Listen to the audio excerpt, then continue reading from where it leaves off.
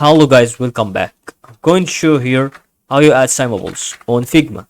First, we have to start to realize something that is really to be very important to deal with this situation or progress we have actually through every single role that we can start to realize on this moment as soon as possible, because we're about to see that is really to be important on the way that we have, and it's really everything that we want about to go for symbols, which is called components. So removable, we can add plugins, material plugins, material spells, and we add it.